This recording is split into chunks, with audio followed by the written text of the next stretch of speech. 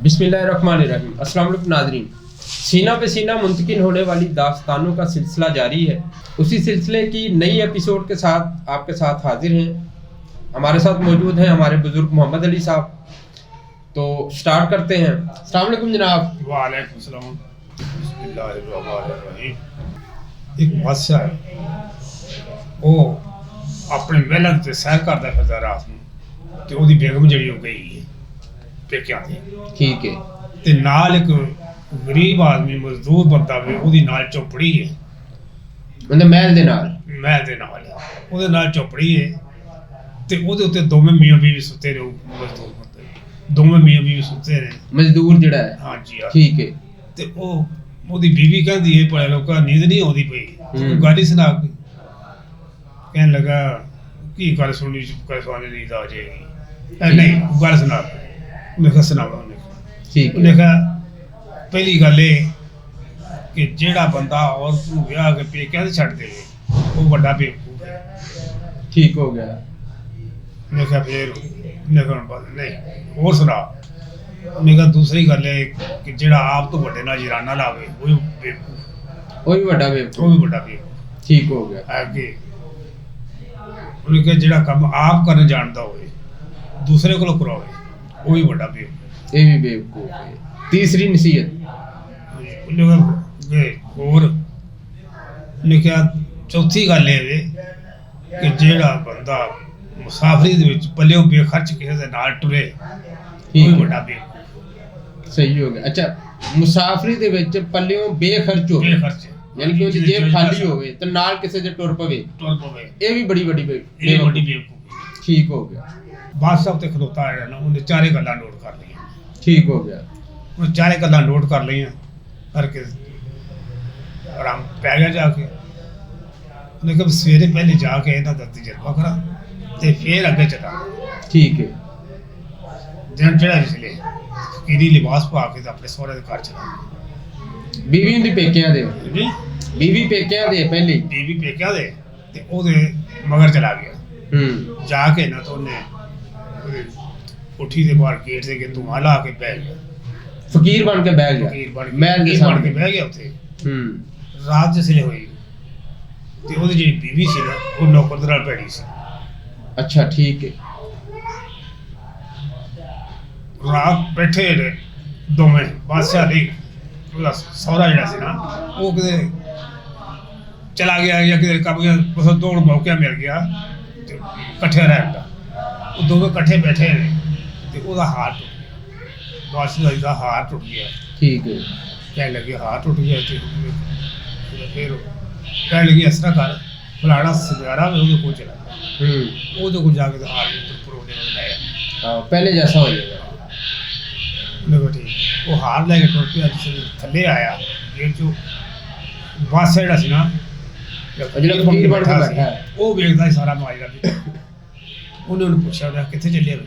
ਇਹ ਜੀ ਮੈਂ ਬਾਦਸ਼ਾਹ ਦਾ ਹਾਰ ਟੁੱਟ ਗਿਆ ਤੇ ਮੈਂ ਹਾਰ ਬਣਾਉਣ ਵਾਸਤੇ ਚੱਲਿਆ। ਕਰਨਾ ਉਹਨੇ ਉਹ ਹਾਰ ਪਰੋ ਦਿੱਤਾ। ਚਾਰ ਪੰਜ ਦਾਣੇ ਜਿਹੜੇ ਸਨ ਉਹਨੇ ਜੇਬ 'ਚ ਰੱਖ ਲਿਆ। ਉਹ ਹਾਰ ਦੇ ਦਾਣਿਆਂ ਵਿੱਚੋਂ ਕੋਈ ਥੋੜੇ ਜਿਹਾ ਦਾਣੇ ਜੇਬ 'ਚ ਰੱਖ। ਉਹਨੇ ਆਪਣੀ ਜੇਬ 'ਚ ਰੱਖ ਲਿਆ ਸਨ ਸਬੂਤ ਵਾਸਤੇ। ਠੀਕ ਹੈ। ਤੇ ਕਹਿ ਲਗਾ ਉਹ ਲੈ ਗਿਆ। ਮੁੜ ਕੇ ਰਾਤ ਗੁਜ਼ਰ ਗਈ, ਦਿਨ ਚੜਿਆ। ਉਹਨੇ ਫਕੀਰ ਨੇ ਆਪਣਾ ਡੇਰਾ ਡੰਡਾ ਚੁੱਕਿਆ, ਵਾਪਸ ਘਰ ਚਲਾ ਗਿਆ ਆਪਣੇ। ਠੀਕ ਹੈ। ਆਪਣੇ ਮਹਿਲ 'ਚ। ਆਪਣੇ ਮਹਿਲ ਚਲਾ ਗਿਆ। ਜੇ ਚਲਾ ਗਿਆ ਤੇ ਅੱਗੋਂ ਅਗਲੇ ਦਿਨ ਬਾਦਸ਼ਾਹ ਲਿਬਾਸ ਪਾਇਆ, ਘੋੜੇ ਦੀ ਕਾਠੀ ਪਾਈ ਤੇ ਸਹੁਰੇ ਦੇ ਘਰ ਚਲਾ ਗਿਆ। ਠੀਕ ਕਿਸੇ ਹੈ। ਨੇ ਗਿਆ ਜਾ ਕੇ ਸਹੁਰੇ ਨੂੰ ਮਿਲਿਆ, ਬੁਲਾਇਆ, ਅਸਲਾਮ ਵਾਲੇਕੁਮ। ਵਾਲੇਕੁਮ ਸਲਾਮ। ਉੱਥੇ ਉਹਨੂੰ 2-4 ਦਿਨ ਰਿਹਾ। 2-4 ਦਿਨ ਰਿਹਾ ਤੇ ਸਹੁਰੇ ਨੂੰ ਕਹਿੰਦਾ ਸਹੁਰਾ ਜੀ ਆਪਣੀ ਬੇਟੀ ਨੂੰ ਤਿਆਰ ਕਰ ਦਿਓ, ਮੈਂ ਜਾਣਾ। ਉਹਨੇ ਕਿਹਾ ਅੱਛਾ ਠੀਕ ਹੈ। ਉਹ ਕਹਿੰਦਾ ਤਿਆਰ ਹੋ ਜਾਓ। ਉਹ ਤਿਆਰ ਸ਼ਿਆਰ ਹੋ ਗਈ ਤੇ ਜਿਸੇ ਟੁਰਨ ਲੱਗੇ ਤੇ ਕਹਿਣ ਲੱਗੀ ਅੱਬਾ ਜੀ ਸਾਡੇ ਉੱਥੇ ਨੌਕਰਾਂ ਦੀ ਬੜੀ ਕਮੀ ਹੈ ਤੇ ਸਾਨੂੰ ਇਹ ਨੌਕਰ ਜਿਹੜਾ ਇਹ ਸਾਨੂੰ ਦੇ ਦਿਓ, ਤੁਸੀਂ ਹੋਰ ਰੱਖ ਲਿਆ ਜੀ। ਕਹਿਣ ਲੱਗਾ ਠੀਕ ਹੈ ਲੈ ਲਓ। ਨੌਕਰ ਨੂੰ ਨਾਲ ਤਿਆਰ ਕਰ ਲੈ ਚੱਲ ਪਏ। ਕਹਿਣ ਲੱਗਾ ਸਾਨੂੰ ਇਜਾਜ਼ਤ ਦਿਓ। ਕਹਿ ਚਲੋ ਤੁਹਾਨੂੰ ਮੈਂ ਥੋੜਾ ਜਿਹਾ ਵਿਦਾ ਕਰਾਉਣਾ। ਚੱਲੇ ਜੱਗੇ ਜਾ ਕੇ ਬਾਦਸ਼ਾਹ ਕਹਿੰਦਾ ਇਸ ਤਰ੍ਹਾਂ ਕਰੋ ਕਿ ਤੁਸੀਂ ਮੇਰੇ ਨਾਲ ਹੀ ਚੱਲੋ, ਸਾਡੇ ਕੋਲ 2-4 ਦਿਨ ਰਹੋ, ਅਸੀਂ ਤੁਹਾਡੀ ਖਿਦਮਤ ਕਰਾਂਗੇ, ਹੈ ਜੀ। ਤੁਸੀਂ ਵਾਪਸ ਆ ਜਾਏ, 2-4 ਦਿਨ ਰਹਿ ਕੇ ਵਾਪਸ ਆ ਜਾਇਆ ਜੀ। ਠੀਕ ਇਹ ਹੈ ਅਕਸਰ ਹੁੰਦਾ ਵੀ ਕੋਈ ਹਾਂਜੀ। ਬੰਦਾ ਕਿਤੇ ਜਾਂਦਾ ਹੈ ਤਾਂ ਕਹਿੰਦਾ ਜੀ ਯਾਰ ਚਲੋ ਬਜ਼ੁਰਗ ਬੰਦੇ ਤੇ ਅਸੀਂ 2-4 ਦਿਨ ਰੱਖ ਕੇ ਸੇਵਾ ਕਰਾਂਗੇ, ਖਿਦਮਤ ਕਰਾਂਗੇ ਇਹਨਾਂ ਦੀ। ਠੀਕ ਇਸੇ ਹੈ। ਤਰ੍ਹਾਂ ਹੀ ਉਹਨਾਂ ਨੇ ਕਿਹਾ ਕਿ ਤੁਸੀਂ ਸਾਡੇ ਕੋਲ 4 ਦਿਨ ਰਹੋਗੇ ਤਾਂ ਅਸੀਂ ਤੁਹਾਡੀ ਖਿਦਮਤ ਕਰਾਂਗੇ, ਤੁਸੀਂ ਵਾਪਸ ਆ ਜਾਇਆ ਜੀ। ਇਹ ਠੀਕ ਹੈ। ਉਹ ਨਾ ਚਲੇ, ਨੌਕਰ ਵੀ ਨਾਲ ਹੀ ਹੈ। ਨੌਕਰ ਵੀ ਨਾ, ਨੌਕਰ ਤੋਂ ਪਹਿਲਾਂ ਤਿਆਰ ਕਰ ਲਿਆ ਸੀ, ਨਾਲ ਟੋਕ ਲਿਆ ਸੀ। ਠੀਕ ਹੈ ਉਹ ਸਿੱਧੇ ਗਏ ਉੱਥੇ ਕਚਹਿਰੀ। ਪਹਿਲੇ ਪਹਿਲਾਂ ਜਾਂਦੇ ਸਨ, ਵਾਪਸੀ ਦਾ ਸੋਚਿਆ ਵੀ ਅੱਗੇ ਜਦੋਂ ਮੈਂ ਆਉਂਦੀ ਸਾਂ ਉਹ ਅਸੀਂ ਆਪਣੇ ਘਰ ਜਾਂਦੇ ਸਾਂ, ਮੈਂ ਜਾਂਦੇ ਸਾਂ, ਅੱਜ ਖੈਰ ਹੋਈ ਜੇ ਸਾਨੂੰ ਸਿੱਧਾ ਕਚਹਿਰੀ ਆਇਆ ਵੇ। ਹਾਂ ਜਾ ਕੇ ਤੁਰੇ ਉਸੇ ਰਸਤੇ ਬਹਿ ਗਏ ਤੇ ਉਹ ਜਿਹੜਾ ਬੰਦਾ ਸੀ ਨਾ ਜਿੰਨੇ ਗੱਲ ਸੁਣਾਈ ਸੀ ਉਹਨੂੰ ਉਹਨੇ ਬੁਲਾ ਲਿਆ। ਠੀਕ ਹੈ। ਉਹ ਜਿਹੜੇ ਨਾਲ ਦੇ ਮਹਿਲ ਦੇ ਨਾਲ ਘਰ ਸੀ, ਮੈਂ ਜਿਹੜਾ ਘਰ ਸੀ ਨਾ, ਹਾਂਜੀ ਜਿੰਦੇ ਕੋਲ 4 ਗੱਲਾਂ ਉਹਨੇ ਸੁਣੀਆਂ ਸਨ, ਉਹਨੂੰ ਉਹਨੇ ਬੁਲਾ ਲਿਆ। ਉਹਨੇ ਆਖਿਆ ਜਿਹੜੀਆਂ 4 ਗੱਲਾਂ ਤੂੰ ਰਾਤ ਫਲਾਣੇ ਦਿਨ ਕੀਤੀਆਂ ਸਨ ਨਾ, ਉਹ ਅੱਜ ਕਰ।